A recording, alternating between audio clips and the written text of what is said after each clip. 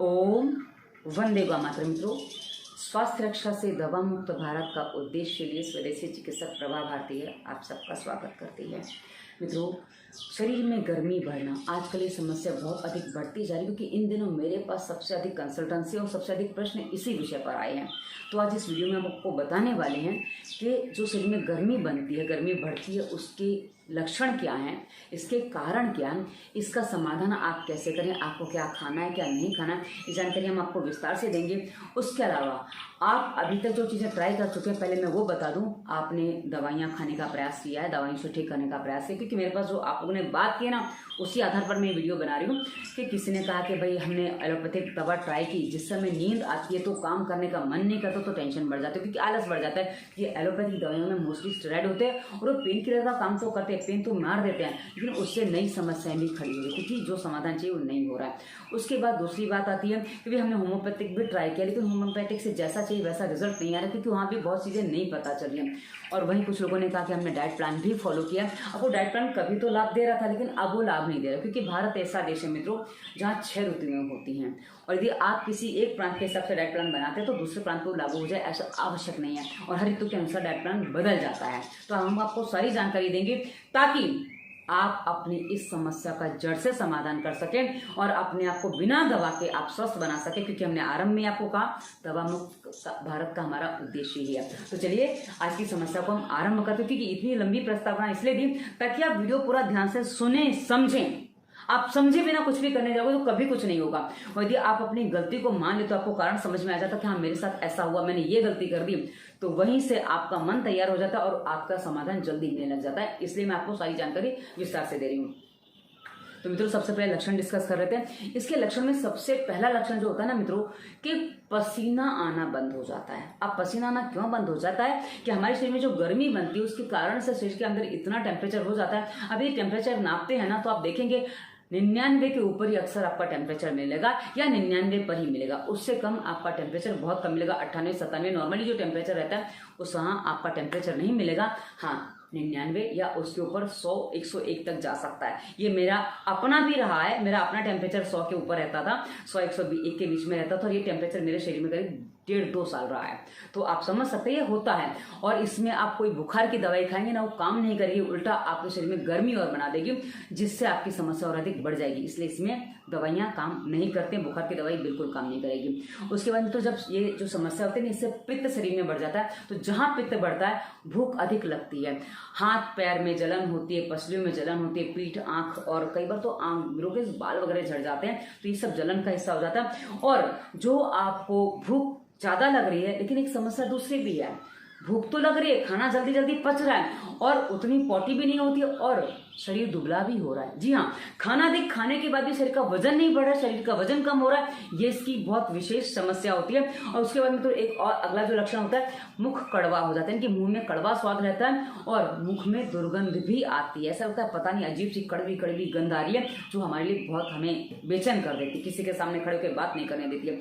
उसके बाद में तो एक और लक्षण जो इसका दिखता है, त्वचा रोग होने लग जाते हैं, कि स्किन में जो भी है, स्किन प्रॉब्लम जैसे फोड़े, फुंसियां आना, सोराइसिस जैसी होना, या चमड़ी झड़ना। मतलब मेरे साथ चमड़ी झड़ी थी, मेरे साथ जो हुआ था, और ऐसी स्थिति बन जाती है कि छाले जैसी स्थिति आ जाती है, मतलब चमड़ी पे छाले हो जाते हैं, फोड़े फुंसियां हो जाती हैं, और ये सारे के सारे पित्त के लक्षण हैं मित्रों।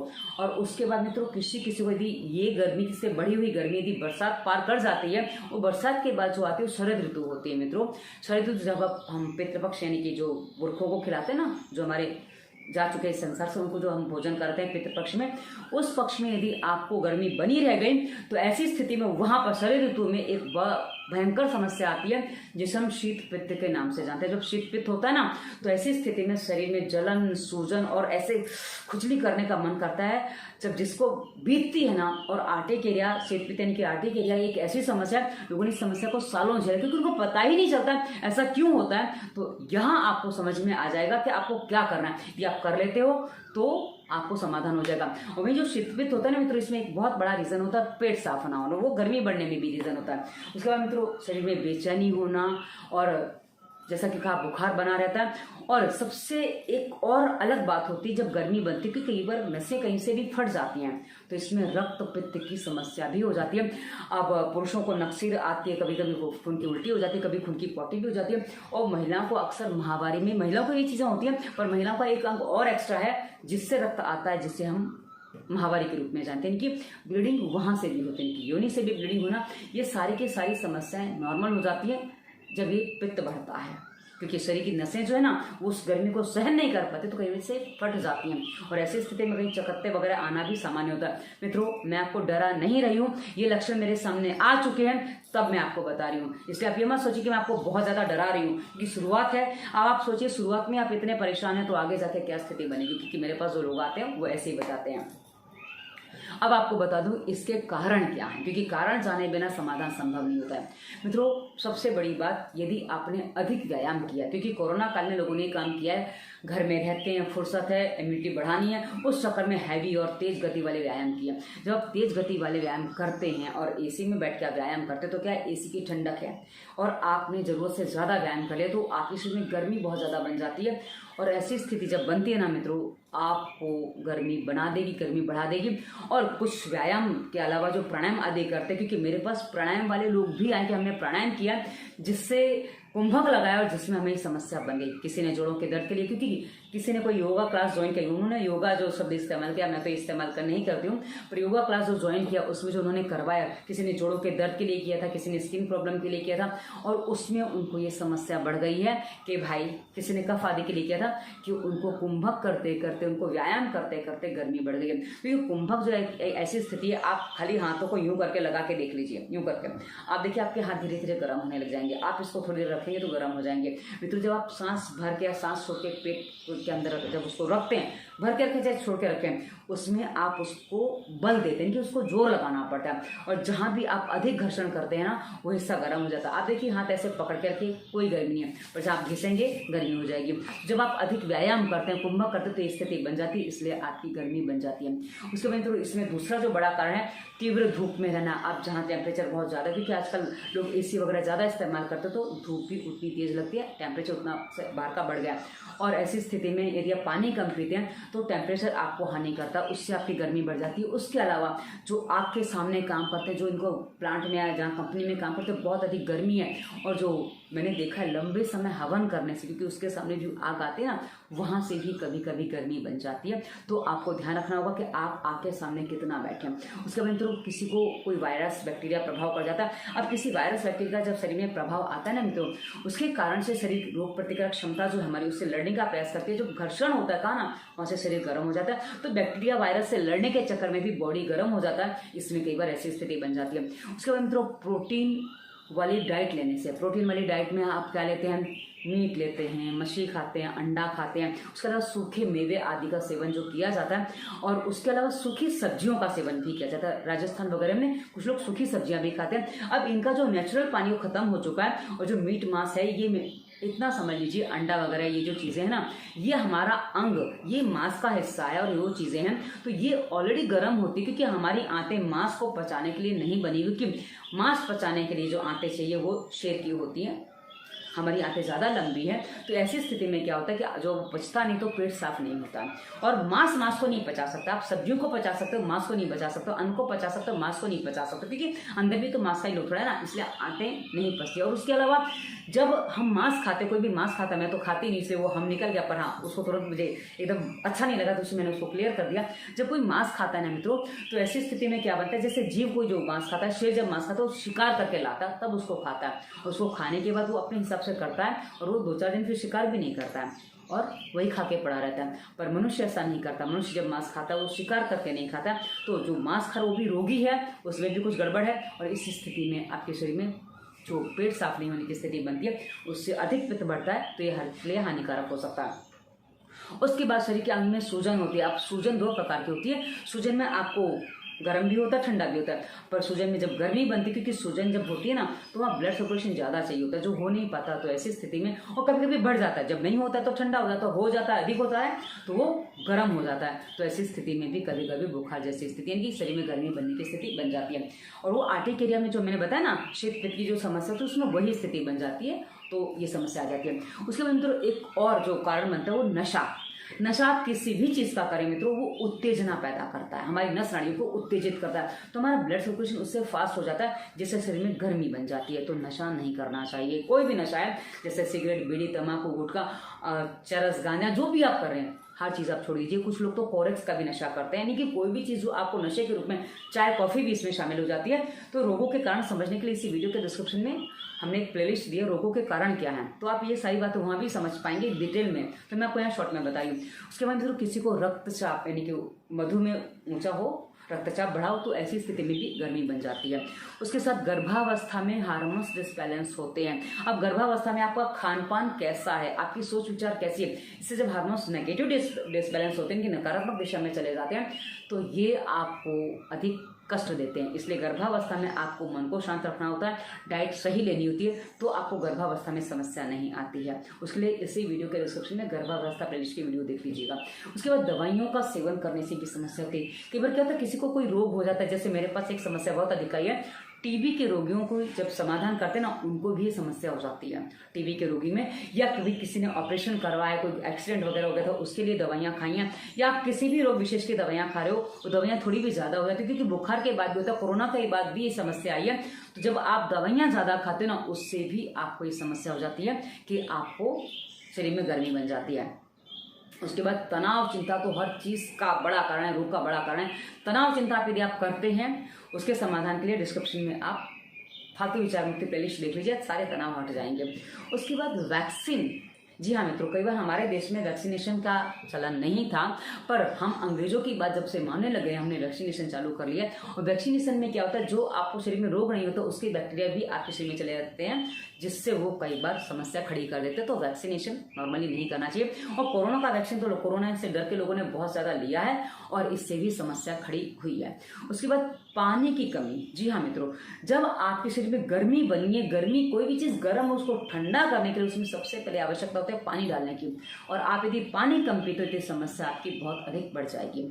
और उसके बाद एक और बड़ा रीज़न है, वो है सांस नाक से ना चल पाना। जब मुंह से सांस चलती है, सांस गति में चलती है, तेज चलती है, तो क्या होती है, आप कुछ लोग ऐसे सांस लेते हैं, तो ये जो आपकी सांस गति में चल रही, नाक से नहीं चल रही, इसके कारण से क्या होता है ना, शरीर में गर्मी बनती है, क्योंकि आपके फेफड़ों में ऑक्सीजन पहुंच नहीं पाता है, तो ऐसी स्थिति में ब्लड को खून नहीं मिल पाता, तो शरीर में आपकी नॉर्मल नहीं, वो आपकी बाह्य गर्मी बन जाती है, जो आपके शरीर की तीव्रता को बढ़ा दे। तो कि सांस जितनी तेज चलेगी ना मित्रों, उतनी ही आपके शरीर में गर्मी बढ़ेगी, और जितनी सांस आपकी जोर से और गति बढ़ाएगी, दोनों चीज़ें, मतलब 1 मिनट की आपकी सांसें भी ज़्यादा, मतलब 1 मिनट में नॉर्मली मनुष्य को 12 से 14 सांस लेनी चाहिए, और आपकी 20-25 हैं, तो समझ लीजिए कि ये समस्या आपको हो सकती है। और उससे ज़्यादा है तो ये समस्या बहुत बड़े पैमाने पर हो सकती है। उसके बाद मित्रों, पेट साफ ना होना। जब पेट साफ नहीं होता तो बॉडी में टॉक्सिन्स बढ़ते हैं, जिसके कारण से शरीर में बहुत सारी समस्या हो जाती है, क्योंकि टॉक्सिन बढ़ने से ब्लड में गर्मी आ जाती है, और जो हमारे पूरे शरीर में चर्म रोगों का कारण बन जाता है। इसलिए पेट साफ होना बहुत आवश्यक है। उसके बाद मित्रों, हम आपको बता दें कि अब इसके समाधान के लिए आपको क्या क्या करना है, कि हमने कारण बता दिए। कारण आपको जो भी कारण आपका बना, और इसमें आपका कारण शामिल है, क्योंकि मैंने करीब 13-14 कारण आपको बताए हैं, और इसमें से कुछ कारण आपके अवश्य होंगे, पर यदि आपका लगता है कि आपका कारण नहीं है, फिर भी आप यदि हमारे निर्देशों का पालन करेंगे तो समाधान हो जाएगा। और कारण इसमें आपका शामिल है, तो पहले अपने ऊपर दया कीजिए और इन कारणों को दूर करिए, क्योंकि जब आप कारणों को दूर करेंगे, एक से अधिक कारण तो उनको भी दूर करिए। आप बड़ी हमें दवा तो खानी पड़ेगी, वरना हम चल नहीं पाएंगे। तो मित्रों, इसी वीडियो के डिस्क्रिप्शन में दवा मुक्ति और वायरस के प्रभाव प्लेलिस्ट हमने दी है। उसके अलावा गर्भावस्था प्लेलिस्ट आपको मिलेगी, उसके अलावा उदर प्लेलिस्ट मिलेगी, जिसमें हमने आपकी जो समस्या है उन पर विस्तार से वीडियो दी है। अपनी एक बार डिस्क्रिप्शन चेक करेंगे ना, जो अपने प्लेलिस्ट बताए उनको चेक करेंगे, आपको आज के काम के बहुत सारे वीडियो मिल जाने वाले हैं, जो आपको आपके उस रोग को ठीक करने में सहायता करेंगे, ताकि आप अपनी दवाइयों को छोड़ सकें, और दवाइयों के जो फालतू के साइड इफेक्ट आप चल रहे हैं उनसे आप बाहर निकल सकें। तो उसके लिए भी आपको जो हमने बताया ये सारा करना ही होगा, तो आप देखेंगे तो आपको समझ में आ जाएगा। अब मित्रों, आपको समाधान के लिए बता दूं कि सबसे पहले आपको क्या करना है, सांसों को सामान्य करना है। जी हाँ, आपकी जब सांस सामान्य आएगी ना, तो एक्स्ट्रा जो गर्मी आपके शरीर में बन रही है सांसों के कारण से, वो आपकी शांत हो जाएगी, और ये गर्मी शांत होने से आपको बहुत अच्छा फील होगा, और आपको लगेगा, तुरंत पता चलेगा कि हाँ, रात को यदि आप करते हैं तो सुबह आपको पता चल जाएगा कि आपको सुबह काफी रिलैक्स वाली हुई है। जैसे आपको नाक में तेल डालना है। नाक में तेल डालना है, कैसे डालना है, क्या डालना है, इसी वीडियो के डिस्क्रिप्शन में स्वास्थ्य नियम प्लेलिस्ट, अब आपको स्वास्थ्य नियम प्लेलिस्ट के बहुत सारे वीडियोस देखने, सारे वीडियो देखने, क्योंकि आगे जो हम आपको बता रहे हैं ना, वो ये हमने अभी आपको जो बताया ना, इसके कारण क्या वो रोगों के कारण प्लेलिस्ट में आ गया। अब जो हम बताएंगे वो स्वास्थ्य नियम प्लेलिस्ट में आएगा, क्योंकि आपको क्या करना है, वो स्वास्थ्य नियम प्लेलिस्ट से आपको विस्तार से समझना होगा कि आपको नाक में तेल क्यों डालना है, कैसे डालेंगे। नाक में जब आप तेल डालेंगे, नाक से नॉर्मल सांस रहेगी, एक रात को आप डालिए, सुबह ही आपको पता चल जाएगा कि हाँ रात कुछ अलग बीती है, रात को आपको कुछ अलग रिलैक्सेशन मिला है। यदि आप खाली तेल डाल के महसूस करेंगे, ये मेरे दर्शकों ने मुझे बताया, क्योंकि तभी उनको मेरे से बात करने का मन होता है, क्योंकि जब वो देख लेते हैं कि नाक में तेल डालने के इतने फायदे हैं, पानी पीने का जो तरीका पता है इसके इतने सारे फायदे हैं, तो उनको सब पता चल जाता है कि इनसे बात करके तो समाधान हो जाएगा। इसीलिए लोग मेरे से कंसल्टेंसी करते हैं ये वीडियो देखने के बाद। उसके बाद तो पानी वाला वीडियो देखना, आपको समझना है कि आप अभी तक कितना पानी पी रहे थे और आपके वजन के हिसाब से आपके शरीर को कितना ज्यादा पानी चाहिए था, जिसका आप शायद आधा भी नहीं पी रहे होंगे। मैं निश्चित तौर से कह सकती हूँ अधिकांश लोग 1.5-2 लीटर पानी पीते हैं, बहुत कम लोग होते हैं जो ज्यादा पानी पीते हैं, और इतना पानी आपके शरीर में कहीं भी नहीं लगेगा, वो आपको लाभ नहीं देगा, जिससे शरीर में गर्मी बनती है, इसी कारण से पेट साफ नहीं होता। उसके बाद तो भोजन में क्या खाना है क्या नहीं खाना है, वो एक बात आप समझ लीजिए कि भोजन में बिना केमिकल का भोजन आपको लेना है। जैसे बाहर का जो भोजन होता है ना, जैसे आप बाहर से पिसा हुआ आटा ला रहे हो, रिफाइंड तेल ला रहे हो, ये सारा का सारा केमिकल वाला है। आप बाहर से कोई भी चीज़ जो रेडी टू ईट लाते हो, जिसमें मसाले हैं, पिसी हुई हल्दी, धनिया, मतलब कोई भी चीज़ें हैं, ये सारी की सारी रेडी टू ईट जो है वो सारी के सारी आपके केमिकल वाली होती है। हाँ, बाजार से आप क्या ला सकते हो, तो आप जीरा है, राई है, मेथी है, हींग है, अजवाइन है, ये चीज़ें आप वैसे ला सकते हो। उसको घर में मसाले तैयार करो, जो भी मसाले को तैयार बनाने हैं वो घर में बनाइए। उसके अलावा आटा आप गेहूँ ला के उसको धो के उसको सुखा के उसके बाद पिसाइए। आप बोलेंगे आप हर बार तो आटा गेहूँ धो नहीं सकते, क्योंकि बरसात में गेहूँ नहीं धोया जाएगा, तो आप क्या करिए, साल भर का गेहूँ भर लीजिए, उसमें क्या करिए, गेहूँ धो के सुखा दीजिए। उसके बाद उसको तेल लगा के, अरंडी का तेल लगा के रख देंगे ना, अरंडी का तेल पाचन को भी सुधारता है और इससे फिर खराब नहीं होते हैं गेहूँ। और यहाँ गुजरात में मैंने अक्सर देखा, गुजरात में ही लोग करते हैं। और हाँ, इसमें कभी भी कोई पारा आदि की गोली ना डालें, वो आपके लिए हानिकारक हो सकती है, इसलिए गेहूं में तेल लगा के रख दीजिए, तो आपके लिए काफी लाभदायी होगा। तो आप 12 महीने का गेहूं इस तरह से भर सकते हैं। उस पर मैं अलग से वीडियो और दे दूंगी, मैंने इस पर वीडियो दिया नहीं है, मैं दे दूंगी, ताकि आपको गेहूं कैसे बनाए वो समझ में आ जाए। उसके बाद आपको सूर्योदय से 1 घंटा पहले उठना है, कम से कम सूर्योदय से 1 घंटा पहले उठना है। आप बोलेंगे हम रात को सोते ही 12 बजे हैं, तो जल्दी सोइए, क्योंकि आपको ठीक होना है, रोग ठीक करना है, तो जल्दी सोइए ताकि आप सूर्योदय से 1 घंटा पहले उठ सकें। आप सूर्योदय से 1 घंटा पहले उठने का मतलब समझ लीजिए, गर्मियों में सूर्योदय 6 बजे के आसपास होता है, तो आपको 5 बजे उठना है, कम से कम 5 बजे आपको उठना है। और सर्दियों में वही सूर्योदय यदि 7 बजे होता है, तो आप 6:30 नहीं, 5:30 उठेंगे तो चल जाएगा, काम चल जाएगा। तो आप सूर्योदय से 1 घंटा पहले उठेंगे, जिससे आपका पेट साफ होने में चलता है। और ये उदर प्लेलिस्ट के वीडियो में आपको विस्तार से जानकारी मिल जाएगी। उसके बाद आपको मित्रों सांसों पे ध्यान करना है। हमारी अगली प्लेलिस्ट है संपूर्ण प्राणायाम, जिसमें हमने आपको बताया कि सांसों पे ध्यान आपको कैसे करना है। आपको उसके लिए सीधा सबसे पहले बैठना है, सीधा बैठ जाएंगे ना, सीधा बैठने के बाद आपको कैसे बैठना है, संपूर्ण प्राणायाम प्लेलिस्ट जब आप देखेंगे ना, कैसे बैठना है, कैसे सांस लेनी, वहां से जब आप आरंभ करेंगे ना, तो आप कर पाएंगे। और इससे आपकी सांस जो नॉर्मल चलेगी ना, वो आपके टेम्परेचर को और अच्छे से कर देगी। कहा ना, नाक में तेल पड़ेगा, पानी सही मात्रा में जाएगा, भोजन सही होगा, तो पेट साफ होने लग जाएगा। उसके साथ जब आप सांसों पे ध्यान करेंगे, आपको पता चल जाएगा कि आपकी बॉडी में अब कितनी शांति आ रही है। और सांसों पे ध्यान जो करना है ना, एकदम नॉर्मल सांस पे, उसमें जरा भी खींचना नहीं है। आपकी इस गले की हड्डी जो यहाँ होती है ना, इसे आप देखिए, कोई आपके खड्डा वगैरह नहीं पड़ना चाहिए। डिटेल में संपूर्ण प्राणायाम प्लेलिस्ट के वीडियो देखिएगा, आपको डिस्क्रिप्शन के सारे वीडियो देखने होंगे, क्योंकि क्या है ना, हम एक वीडियो में आपको सारी बातें नहीं बता सकते, प्राणायाम कैसे करना, कितना काम नहीं बता सकते, इसलिए आपको डिस्क्रिप्शन के वीडियो देखने होंगे। उसके बाद आपको जो प्राणायाम करना, आप अनुलोम विलोम, नॉर्मल सांस पे, भ्रामरी, उद्गीत आपको एकदम जैसे मैंने बताया, क्योंकि वीडियो में मैंने क्लियर किया कि आपको कौन सा प्राणायाम किस स्थिति में कैसे करना है। तो पित्त वालों के लिए जो प्राणायाम बताया, उस अनुसार आप प्राणायाम कर लीजिएगा।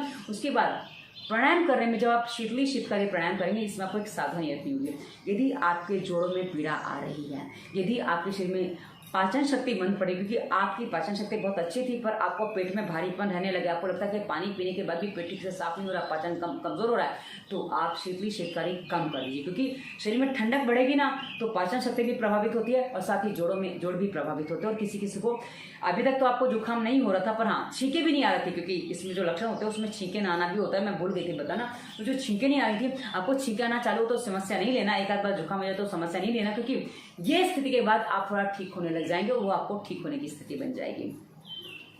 अब मित्रों आपको और क्या खाना पीना वो भी बता दूँ। खाना पीना समझना, सबसे पहले तो आप इसलिए वीडियो देखते हो कि भाई क्या खाएं क्या ना खाएं। क्या खाएं ज़्यादा समझना था, क्या नहीं खाएं उसको ज़्यादा पड़ी नहीं होती लोगों को, पर क्या ना खाएं वो भी समझ लीजिए। पहले हम वही बताते हैं कि क्या नहीं खाना है। आपको नहीं खाना है कड़वी, कसैली, तीखी और अधिक नमक वाली चीज़ें। आप इसको समझ लीजिए। कड़वी में क्या आता है, करेला आता है, नीम आता है। वैसे तो करेला नीम ये आपके पित्त को शांत करेगा, लेकिन पित्त के साथ यदि आपको वात बढ़ाए, यानी कि स्किन जो आपकी फट रही है, तो आपको ये चीज़ें अवॉइड करनी होगी। कड़वी कसैली चीज़ें आपको अवॉइड करनी होगी। और स्किन प्रॉब्लम नहीं है, मतलब स्किन फट नहीं रही है, एक स्किन में ड्राइनेस आती है ना, यदि वो नहीं है तो कड़वी कसैली चीज़ें आप खा सकते हो। पर ड्राइनेस आ रही है तो कड़वी कसैली चीज़ें आप ना खाएं, ये आपके लिए हानिकारक है। वहीं तीखी और अधिक नमक वाली चीज़ें आपको बिल्कुल नहीं खानी है। ये चीज़ें अभी आपके पित्त को और अधिक बढ़ाने वाली हैं। अब तीखी में क्या चीज़ें आ गई, जैसे मिर्च आ गई। यदि आपको तीखा खाने का मन कर रहा है तो 1-2 हरी मिर्च, लाल नहीं, सॉरी गलती हो गई बोलने में, 1-2 काली मिर्च आप अपने भोजन में ले सकते हैं, उससे अधिक आप नहीं ले सकते। गरम मसाला आपको जैसी चीज़ों कोई प्रयोग नहीं करें, मसाला कोई भी आपको प्रयोग नहीं करना है। और अधिक आपको जिसमें खट्टी ये नमक होता है, जैसे नमकीन हो गया, अचार हो गया, ये सब में अधिक नमक होता है, ये कोई भी चीज़ आपको नहीं खानी है। अधिक तेल वाली चीज़ें आपको नहीं खानी है, अधिक तली हुई चीज़ें आपको नहीं खानी है।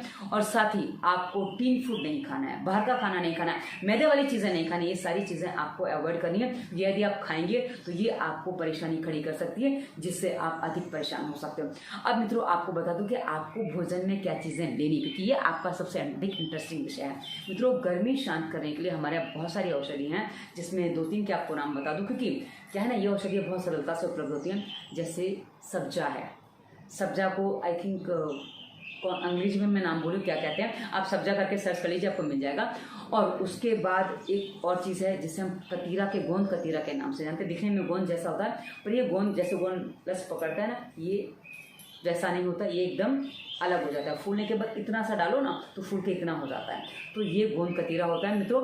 और ये जो सब्जा है वो भी फूल के बड़ा हो जाता है। आप क्या करिए, रात को भिगा दीजिए, सुबह आप इसको खाली पेट खाइए। कोई एक चीज़ ले लीजिए, दोनों की आवश्यकता नहीं है, आप इसको ले सकते हैं। पर आपको ध्यान क्या रखना है, चीज़ें काफ़ी ठंडी होती हैं। ये ठंडी जो चीज़ें हैं ना मित्रों, ये आपके जोड़ों में कई बार पेन दे जाती हैं। तो आपको यदि जोड़ों में पेन आ रहा है, शरीर में ठंडक बहुत ज़्यादा लग रही है, तो आपको इसको तुरंत कम कर देना। कम करके यदि लगे तो बंद कर दीजिए। उसके अलावा शीशम के पत्ते खा सकते हैं। उत्तर भारत में शीशम के पत्ते अच्छे से मिल जाते हैं, तो आप शीशम के पत्ते चबा के खा सकते हैं। इसमें थोड़ी सी मिश्री साथ में डाल लीजिए। आप या तो शीशम के पत्ते का शरबत भी बना के पी सकते हैं। क्या करना है आपको, शीशम के पत्ते ले लेने हैं, उसको मिक्सर में डाल के मिश्री के साथ पीस लीजिए और उसको फिर छान के पी लीजिए। क्योंकि कई बार क्या है ना, लोगों से चबाते नहीं बनता, क्योंकि उसमें स्वाद नहीं होता, बेस्वाद पत्ते होते हैं, तो कोई दिक्कत नहीं आती है। क्योंकि मैंने तो शीशम के पत्ते बहुत खाए हैं, पर मेरे को तो शीशम के पत्ते लाभ नहीं देते, क्योंकि मेरे शरीर में एक बार जो चीज़ काम कर जाती है दोबारा काम नहीं करती है। इसलिए मैंने बहुत पत्ते खाए, पर हाँ जोड़ों में दर्द आ गया, पर गर्मी शांत हुई, क्योंकि मेरी गर्मी बढ़ने का कारण कुछ ऐसा हो गया था जो मैंने अपराध पाप किया था। मैंने उस पर अलग से वीडियो दिया, इसमें उसकी चर्चा नहीं, क्योंकि बहुत लंबा हो जाएगा। अब क्या है कि अब जो चीज़ें हैं मित्रों, अब आपको और क्या खाना है, तो आपको सत्तू, जौ, और जौ जिसमें 2 भाग जौ होते हैं, 1 भाग चना होता है, इसका सत्तू आप बना के खाइए। ये सत्तू आपके लिए बहुत अच्छा काम करेगा। लेकिन ये सत्तू आप गर्मियों में खा सकते हैं, सर्दियों में सत्तू आपको, बरसात में आपको सत्तू नहीं खाना, क्योंकि जहाँ वर्षा ऋतु आती है ना, सत्तू जो है ना मित्रों थोड़ा आपको रूखा बना देगा, जिससे जोड़ों में दर्द बढ़ जाता है। तो आप सत्तू पानी में घोल के उसमें मिश्री डाल लीजिए, या गुड़ 4-5 घंटे भिगा दीजिए। 4-5 घंटे यदि गुड़ भिगा के आप रख देते हैं ना, वो यदि पानी आप पीते वो भी आपकी पेट की गर्मी को शांत करेगा। और यदि वही आप पानी में सत्तू घोल के पी लेते वो भी आपकी गर्मी को शांत करेगा। क्योंकि ये तरीके होते हैं किसी चीज़ को लेने में। अब आप तुरंत गुड़ भिगा के आप उसमें सत्तू घोल के लेंगे ना, ये आपको गर्मी बढ़ा देगा। पर वही गुड़ आपने 5 घंटे पानी में भिगाया है, उसको आप लेंगे तो समस्या नहीं आएगी। हाँ, 5 से 7 घंटे भिगाइए, उससे ज़्यादा मत भिगाइए, क्योंकि उससे ज़्यादा में क्या हो रहा है, उसकी स्मेल चेंज हो जाती है, तो उसमें थोड़ी बदबू सी ऐसी आ जाती है, जो कई बार शराब का ऐसा आभास दिलाती है, तो ये गड़बड़ हो जाएगी, तो काम ना करें। उसके बाद मित्रों आपको मीठे फल खाने हैं, विटामिन सी वाले भरपूर मीठे फल खाने। अब विटामिन सी के साथ मीठे फल आपको समझ लीजिए नहीं क्या होता है। आपको क्या खाना है, देखो जैसे अंगूर है, संतरा है, ये फल खट्टे होते हैं, पर ये फल मीठे भी होते हैं। तो जब खट्टे फल हो ना, आपको नहीं खाने हैं, वो फल मीठा हो तो आपको खाना है। यदि खट्टा फल आ गया आप उसको रख दीजिए, वो आपके खाने लायक नहीं है, पर मीठा है तो आप खा सकते हो। ये विटामिन सी से भरपूर होता है। पर यदि खट्टे फल हैं तो आपका पित्त बढ़ा देंगे, और वही खट्टे मीठे हैं, मीठेपन में हैं, तो ये आपके पित्त को शांत कर देंगे। तो ये आपको ध्यान रखना होगा फल खाते समय। जो लोग प्रश्न करते हैं आपने टमाटर खाने को मना किया, टमाटर नहीं खाया जाता क्योंकि टमाटर लाल भी होता है, वो केवल खट्टा होता है, वो मीठा नहीं होता है ना, इसलिए उसको नहीं खा सकते हैं।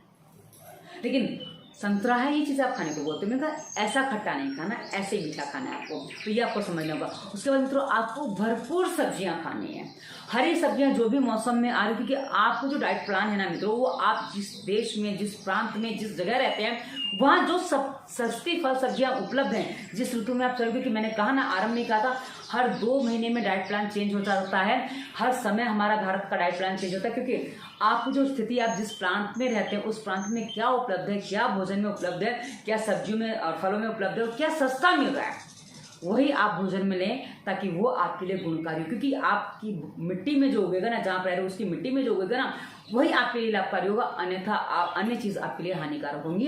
इसलिए आपकी जो मिट्टी में उग रहा है वो आप भोजन करिए, ताकि आपको लाभ दे, उससे कोई हानि नहीं होगी। उसके बाद मित्रों आपको रोटी खानी है ना, तो रोटी आपको जौ के आटे की खानी। जी हाँ, जौ का आटा पिसाइए, आटा थोड़ा मोटा है तो अच्छा। और गेहूँ, यदि आपको, क्योंकि जौ के आटे के अकेले रोटी नहीं बन पाती है, तो आप क्या करिए, उसमें थोड़ा गेहूँ मिला लीजिए। आप 1 भाग जौ रखिए, उसमें उससे 1/3 गेहूँ मिलाइए, मतलब जितना जौ है उसका तिहाई, यानी कि आप मान लीजिए कि 3 किलो जौ है तो उसमें 1 किलो आप गेहूँ डालिए। ये आटा आपको काफ़ी अच्छा लाभ देगा, ये पेट साफ करने में आपकी सहायता करेगा। और थोड़ा मोटा पिसाइए, चोकर होगा, छानना नहीं है।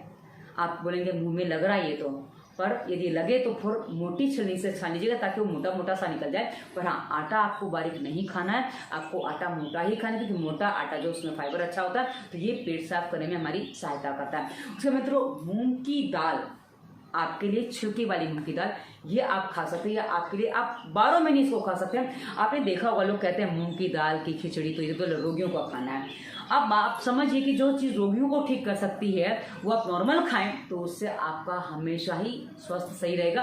पर उसको रोगियों का खाना बता के हमने अपनी मनमानी करके खाना आरंभ कर दिया, जिससे हम रोगी हो गए। तो मूंग की दाल, उसमें पतला चावल का मतलब क्या है, जिसको कहते हैं ना, जिसमें पानी होता है, जिसको एक देशी भाषा में भात भी कहा जाता है, और वो उसमें पानी और सोखेगा नहीं। और उसके अलावा आप खिचड़ी भी खा सकते हैं। आप दलिया, जौ दलिया आता है, गेहूं का दलिया आता है, आप घर में ही बना सकते हो, उसके साथ उसकी खिचड़ी आप खा सकते हो मूंग की दाल डाल के, या फिर आप चावल की भी खिचड़ी खा सकते हो। पर चावल आपका होना चाहिए ब्राउन राइस हो। पर ब्राउन राइस आपको कौन सा लेना, बाजार वाले में जो ब्राउन राइस मिलता है ना, वो बहुत बेकार होता है, क्योंकि उसमें कई बार कलर किया होता है, मैंने उसको देखा है। आप जो लाल चावल जैसा आता है ना, जिसमें पॉलिश नहीं हो, ऐसा चावल आप खाइए जो लाल जैसा दिखता है, वो ब्राउन राइस वही कहा जाता है। पर उसमें लाल अलग दिखता है, उसमें छिलका ही लाल होता है, उसको तोड़ेंगे ना तो उसके अंदर अलग सफ़ेद निकलेगा, पर ऊपर वो आपको लाल जैसा दिखेगा। मेरे पास अभी है नहीं तो मैं दिखा देती आपको, मेरे घर में है, पर मैं अभी मेरे घर में नहीं हूँ। तो लाल चावल आपको खाना है, ब्राउन की जगह। वो लाल ब्राउन एक ही बात है, क्योंकि हम कई बार कुछ रंगों में ऐसे करते हैं, लाल गाय कहते हैं ना, जबकि वो ब्राउन गाय होती है। तो ये समझ लीजिए आप, तो आपको वो चावल खाना है। उसके बाद मित्रों आपको जो भोजन बनाना है उसमें घी का प्रयोग करना है। यदि आप पचा सकते हैं तो भैंस का घी भी खा सकते हैं, पर भैंस का घी भी मथानी वाला होना चाहिए। आप घर में बनाएं तो आप दही जमाएं। दही कैसे जमाना है, स्वास्थ्य नियम प्लेलिस्ट में मैंने वीडियो दिया, कैसे घी बनाना, विस्तार से वीडियो दिया। आप उस वीडियो को देख लेंगे तो आपको घी बनाना समझ में आ जाएगा। और यदि आपको गाय का घी मिला, क्योंकि भैंस का जो घी है ना, वो पचने में भारी होता है और किसी किसी को पेट में भारीपन दे जाता है, तो आप गाय का घी भी खा सकते हैं। अब गाय का घी इतनी मात्रा में नहीं मिल रहा है मित्रों, बाजार में पतंजलि का घी उपलब्ध है। उसमें मिलावट, लोग कहते हैं कि मिलावट उसमें भी, हाँ हम मानते हैं, क्योंकि बाजार में हर चीज़ शुद्ध नहीं है। पर हाँ, औरों से मैंने पतंजलि का घी स्वस्थ पाया, अच्छा पाया, इसलिए मैं पतंजलि का घी रिकमेंड आपको करूँगी। जो मैं खाती हूँ वही मैं आपको बताती हूँ। और मैं आपको बता दूँ मित्रों, अभी भी, क्योंकि मेरी स्किन में अभी भी ये देखिए, गर्मी के मौसम में भी ये ऐसा मेरे को हो जाता है, ये दिख रहा है ना आपको जैसे होता है, तो ये गर्मी के मौसम में भी मेरे को होता है। तो आपको बता दूँ, मैं महीने में 3 से 3.5 किलो घी खा लेती हूँ अकेले, यानी कि रोज का मेरा घी 100 ग्राम से ऊपर चला गया है। और मुझे पता है मुझे कब तक खाना है, जब तक कि मेरी स्किन में प्रॉब्लम हो रही है ना, ऐसे जो हो रहा है गर्मियों में, तब तक मुझे घी खाना है। उसके बाद मेरा घी डिमांड अपने आप बंद हो जाएगा, कम हो जाएगा, तो उसके बाद मुझे समस्या नहीं आएगी। तो जब तक आपको प्रॉब्लम है, आपको कम से कम खा के देखिए आप कितना घी बचा पाते हैं। यदि आपकी पॉटी पतली हो रही है, आप देखिए जब आप पॉटी करने जाएंगे ना, तो ऊपर जो तैर रही है पॉटी, आपकी घी जैसा अलग पता चलेगा। यदि पूरी पॉटी तैर रही कड़क होके तो दिक्कत नहीं है, क्योंकि यदि बंधी हुई पॉटी आ रही है, यदि पूरी तैर रही तो दिक्कत नहीं है। यदि फटके तैर रही और ऊपर पता चलेगा घी है तो उतना घी आप कम कर दीजिए। आपको धीरे धीरे पता चल जाए कितने घी आपको खाना है। तो आप नॉर्मली स्टार्ट आप 20-30 ग्राम से करिए, एक दिन का 20-30 ग्राम घी। आप दूध में भी ले सकते हैं, रात को सोते समय आपको दूध में घी लेना है। कैसे लेना है, एक ग्लास गर्म दूध लीजिए, उसमें आप 2 से 3 चम्मच मतलब 10 से 30 ग्राम आप घी डालिए, उसको फेंट के इस दूध को आप पी लीजिए। ये आपका पेट साफ करने में भी सहायता करेगा, प्लस गर्मी शांत करने में भी आपकी सहायता करेगा। अब कुछ लोग ऐसे थे जो घी दूध ही नहीं ले सकते। मित्रों, दूध और घी का कोई विकल्प नहीं है। पित्त को शांत करने का सबसे अच्छा जो साधन है ना, वो घी और दूध ही है। तो घी दूध बिना यदि आपको सोचें कि आपको समाधान मिल जाएगा, देन नॉट पॉसिबल। तो घी दूध तो आपको खाना ही पड़ेगा। ये हमारा पहला पथ्य होता है पित्त को शांत करने के लिए, और आप हर चीज़ में घी डाल के खा सकते हैं। और इसी वीडियो के डिस्क्रिप्शन में प्लेलिस्ट मिलेगी सरल भोजन, उसमें हम आपको दाल कैसे बनानी है जिसमें घी आपको दिखेगा नहीं। अभी मैंने वीडियो डाला नहीं है, पर हाँ, एक आध दिन में डाल दूंगी, मेरा ऐसा विचार है, कल परसों में बना दूंगी। मतलब आप मान लीजिए कि जून खत्म होते, मतलब जून 2023 खत्म होते उसमें वीडियो मिल जाएगा। तब सरल भोजन प्लेलिस्ट के वीडियो देख लीजिएगा कि मेरे शरीर में पित्त बढ़ा हुआ है तो मैं कैसे भोजन बनाती हूँ, कैसा भोजन बनता है। उसमें भोजन बनाना सीख लेंगे ना तो आपको कोई समस्या नहीं। वैसे आप भी भोजन बना के खाइए, जिनको पित्त बढ़ा हुआ है तो आपको काफ़ी आराम देने वाला है। ये भोजन ऐसा है जो आपके शरीर को पोषण देगा और आपकी गर्मी को शांत करेगा। उसके बाद आपको जो भोजन में चीज़ें लेनी है वो पुदीना लेना है, और आप जो सब्जी आदि बनाएं मिट्टी के बर्तन में बनाएं तो अच्छा है, पर नहीं मिले तो कोई बात नहीं, आप कम से कम पीतल मिले तो भी अच्छा, नहीं तो स्टील तो ले लीजिए। एल्युमिनियम का बर्तन पूरी तरह से हटा दीजिए। और उसके साथ ही आपको मटके का पानी पीना, फ्रिज का पानी बिल्कुल नहीं, बर्फ बिल्कुल नहीं। उसके बाद आप जो फिल्टर का पानी पीते हो वो भी मटके में 5-6 घंटे उसको रखिए। उसके बाद वो रात को पानी मटका भर दीजिए, उसके बाद सुबह उस पानी को पीना आराम करिए। और आपको बता दूँ, मैं जो पानी पीती हूँ ना, अभी भी आपको बता दूँ, मेरा जग भरा रखा है, ये देखिए, ये सुबह उठती हूँ तो ये 1.5 लीटर इसमें पानी आता है। एक बार मैं खाली कर चुकी हूँ, अभी दोबारा मैंने भरा है, क्योंकि वीडियो में जो बना रही हूँ सुबह के भी 7:45 बजे, दोबारा मैंने इसको भरा है। अब भरा है इसको क्योंकि 1 गिलास पानी और रखा है, तो ये 2-3 घंटे में ठंडा हो जाता है। और इसमें मैंने खस डाला हुआ है। खस की जो घास आती है ना, वो आपके लिए अच्छी है। खस की घास आपको आयुर्वेदिक दुकान पर मिल जाएगी, जहाँ आपको ये मालूम है क्या, पंसारी की दुकान पे आपको खस की घास मिल जाएगी, जिसकी जड़ मिल जाएगी। तो इसमें पानी में खस डाल दीजिए, फिल्टर का पानी निकालिए, उसमें खस डाल के किसी बर्तन में रख दीजिए। उसके बाद आप पानी इसमें पलट लीजिए, 3-4 घंटे खस का पानी रहेगा, उसके बाद इसमें पलट लेंगे ना, वो पानी आपके शरीर को ठंडक देगा। जी हाँ, तो ठंडक देगा। आपकी आंखों में जलन हो रही है तो आपको क्या करना है, आपके हाथ के अंगूठे पे इस तरह काला मार्कर स्केच पेन कुछ भी ले लीजिए और इस तरीके से अंगूठे पे काला निशान, काले लाइन बना दीजिए। ये देखिए, इस तरह से बना दीजिए। आप यदि गाँव में रहते हैं तो गाँव में जो चूल्हा होता है ना, चूल्हे पे जो तवा रखते हैं ना, तवे के पीछे जो कालापन है वो भी यदि आप यहाँ लगाएंगे ना, उससे भी आपको आराम होगा। और एक्स्ट्रा बुखार आता तो सारी जो उंगलियाँ वो तवे पे ऐसे रख दीजिए तो आपको आ जाएगा, उससे भी आराम हो जाएगा। और दूसरी काम, यदि आपको अपने शरीर में नमी बढ़ानी, क्योंकि नमी बढ़ेगी तो अपने आप आपके शरीर से गर्मी की समस्या निकल जाएगी। तो आपको क्या करना है कि आपके आसपास कहीं शावर की व्यवस्था हो, यानी कि कहीं प्राकृतिक स्रोत से झरना बह रहा हो, तो उस झरने के पास आप जाइए, उसके नीचे आप जाके ऐसे बैठ जाइए जहाँ पानी वगैरह गिर रहा है, तो वहाँ बैठ जाएंगे ना, तो आपके ऊपर से जो पानी गिर रहा है वो धीरे धीरे आपकी आंखों के आगे से, यानी कि नाक के ऊपर से ऐसे बहेगा। तो उसके पानी के बहने के साथ आप उसमें सांसों पर ध्यान करिए। इससे क्या होगा, इससे आपको गर्मी शांत होने में बहुत सहायता होगी, क्योंकि जो आप सांस लेंगे ना, वो आपकी नमी वाली सांस आपके अंदर जाएगी, जो आपको काफ़ी अच्छा आराम देने वाली है।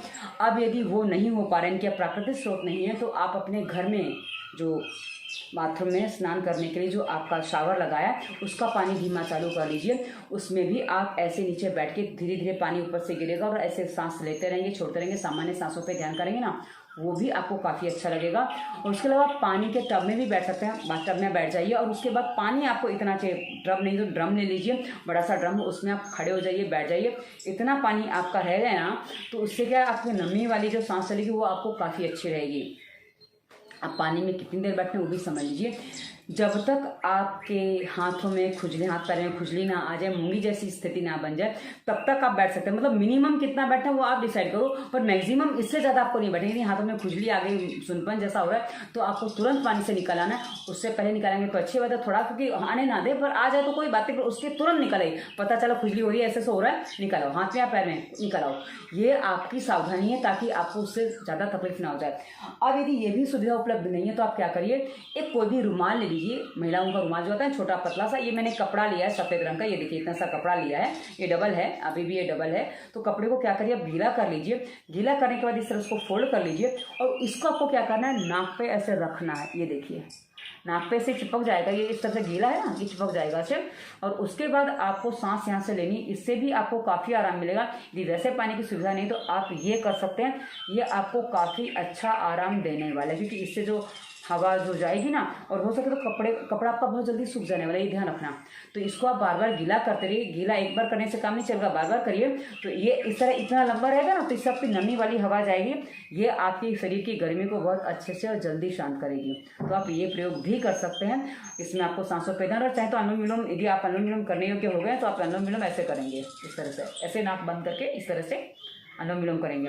अनुलोम विलोम कैसे करना, जब आपकी लेफ्ट नोट से चले तो आप अनुलोम विलोम अच्छे से कर सकते हैं। और अनुलोम विलोम पर पूरा वीडियो संपूर्ण प्राणायाम प्लेलिस्ट में देख लीजिएगा, आपको पता चल जाएगा।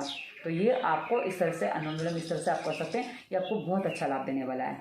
आशा आपको समझ में आया होगा। और ठंडाई आप बना सकते हैं। ठंडाई कैसे बनानी है, ठंडाई में जो चीज़ें पड़ती है ना, आप अभी सर्च कर लीजिए, आपको मिल जाएगा, वरना बाद में मैं भी वीडियो दे दूंगी ठंडाई कैसे बनती है। तो अभी मैंने दिया नहीं है, वो औषधि प्लेलिस्ट में आपको मिलेगा, वो मैं दे दूंगी। तो आप ठंडाई पी सकते हैं। वैसे पतंजलि की ठंडाई भी अच्छी आती है, उसको आप दूध में डाल के भी ले सकते हैं, पर गर्म दूध में डाल के ठंडाई नहीं लेनी है। और मटके के पानी में आप वो ठंडाई मिला के पीजिए, वो आपको काफ़ी अच्छा गुण करेगा। आप सादा दूध में ले सकते हैं यदि आपको ज़रूरत पड़े तो, और घी दूध लें तो आप उसको भी ले सकते हैं। और मित्रों, दूध सुबह नहीं पीना चाहिए, क्योंकि सुबह अक्सर दूध पेट में गुड़गुड़ाता है। जिसको नहीं गुड़गुड़ाता है आप वो सुबह ठंडा डाल के पी सकते हैं, समस्या नहीं आएगी। उसके बाद मित्रों, आपको छाछ पीनी है। छाछ कैसे बनानी है, सुबह दही जमाइए, दोपहर को छाछ तैयार हो जाएगी, वो छाछ आपको पीनी है। और रात को दूध पीना है। सुबह आप चाहें तो दही भी खा सकते हैं, दही के साथ रोटी वगैरह, आप जो आपकी रोटी जो आप बनाएंगे तो दही के साथ खा सकते हैं। और दही में आप पुदीना डाल सकते हैं, नमक बिल्कुल नहीं डालना आपको। उसके बाद आप पुदीना के साथ आप मीठा भी डाल सकते हैं, मिर्ची डाल सकते हैं, बूरा डाल सकते हैं, देसी खांड जिसे बोलते हैं ना, वो भी आप डाल सकते हैं। ये भी आपको काफ़ी अच्छा काम करता है। उसके बाद आपको खीर खानी है। जब पितृपक्ष आता है ना, अभी तो गर्मियों में खीर उतना काम नहीं करेगी, पर जहाँ पितृपक्ष आता है, आपने देखा ना, पुरखों को खीर खिलाई जाती है, वो खीर आपको भी खानी है। खीर खाने से क्या होगा, आपके शरीर का पित्त शांत हो जाएगा, जिससे जो उस समय मलेरिया वगैरह होता है ना, मलेरिया से आप अपने आप का बचाव कर पाएंगे। उसके बाद आपको गुलाब की चीज़ों का इस्तेमाल करना है, जैसे गुलाब का शरबत हो गया, घर में बनाइए, गुलकंद हो गया, और उसके साथ ही गुलाब की पंखुड़ियाँ आप किसी भी चीज़ में डाल के खा सकते हैं। शरबत कोई भी बना लीजिए, उसमें गुलाब की पंखुड़ियाँ डालिए, सुखा के रख लीजिए, वो भी डालेंगे। हाँ, पर गुलाब कौन सा लेना है, जिसमें स्मेल आती हो। और गुलाब का रस कैसे निकालना है, हमने औषधि प्लेलिस्ट है, जड़ी बूटियाँ प्लेलिस्ट है, उसमें हमारा वीडियो आपको मिल जाएगा कि गुलाब का पानी आप कैसे बनाएं, वो आप देख लीजिएगा। तो और इसके अलावा सौंदर्य प्लेलिस्ट में भी आपको वीडियो मिल जाएगा इस पर, तो आप देख सकते हैं। उसके बाद मित्रों, आपको जो खाने हैं रसीले फल और सब्जियाँ, जैसे तुरैया, टिंडे, लौकी, ये सब रसीली सब्जियां होती हैं। वैसे रसे वाले फल जैसे तरबूज है, खरबूज है, जितनी भी रसे वाली चीज़ें वो आपको भरपूर खानी है, क्योंकि आपको भूख ज़्यादा लग रही है ना, तो आप भरपूर खाइए।